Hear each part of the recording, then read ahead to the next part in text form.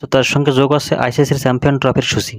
এতে করে পূর্বের নির্ধারিত সূচিতে ফ্র্যাঞ্চাইজি ভিত্তিক টি-20 লিগটি আয়োজনের ইচ্ছে থেকে সরে আসতে হচ্ছে বাংলাদেশ ক্রিকেট বোর্ড বিসিবির। আগামী 5 সেপ্টেম্বর টুর্নামেন্টের 11তম আসরের প্লেয়ার্স ড্রাফট আয়োজনের ব্যাপারে নীতিগত সিদ্ধান্ত নিয়েছে বোর্ড। ধারণা করা হচ্ছে 1.5 মাসব্যাপী টুর্নামেন্টের সূচি কিছুটা আগ-পাস করা হতে পারে।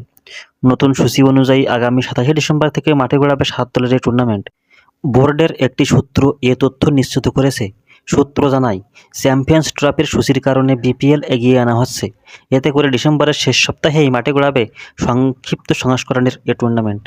আইসিসির সম্ভাব্য সূচি অনুযায়ী 2025 সালের 19 ফেব্রুয়ারি থেকে শুরু হতে পারে চ্যাম্পিয়ন্স ট্রফি, যা শেষ হবে 9 মার্চ।